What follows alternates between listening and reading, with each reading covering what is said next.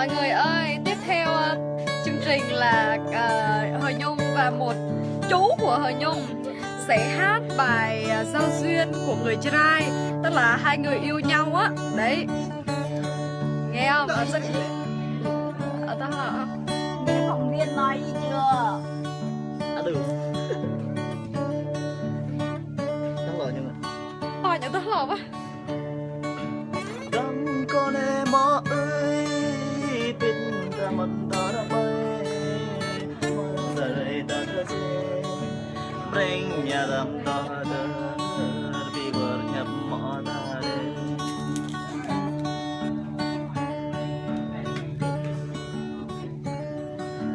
Biết lòng ta về ta đã chết, biết lòng ta về ta đã chết, bring nhà đầm ta đã.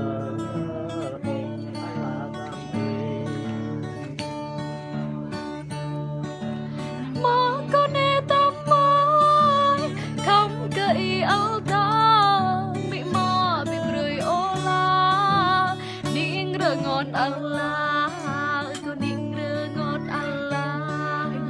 Đi đây nào sang thấy ta đuôi, ngồi ngay nào sang vã ta đuôi, gai gai nào sang thấy ta đuôi, cô anh Allah toa ta.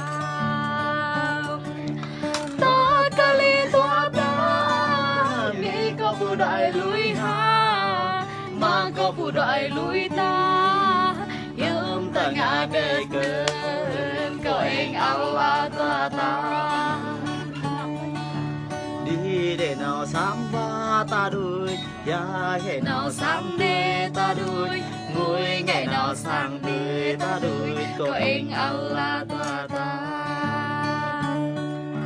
Hình như hơi nhanh rồi chú ơi, chậm chậm lại đi. Vừa rồi mọi người vừa nghe một ca khúc gọi là Dân ca trai giao duyên, là hai người này yêu nhau nhưng mà không thể đến với nhau tại vì ba mẹ gia đình không có cho phép đấy.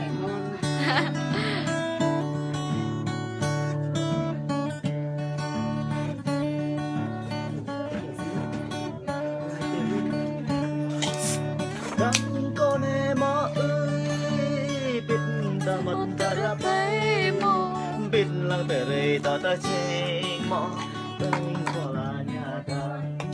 Chào tất cả anh em nhá.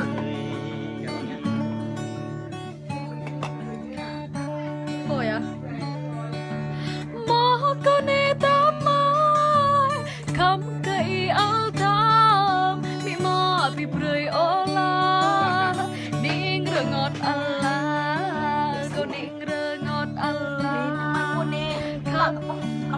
Không cây áo thơm bị mò bị rơi ô la, ning rơ ngọt Allah, cô ning rơ ngọt Allah. Ta kali toa ta, mi có phụ đội lui ia, mà có phụ đội lui ia, nhưng ta ngã đời cười, có anh Allah toa ta.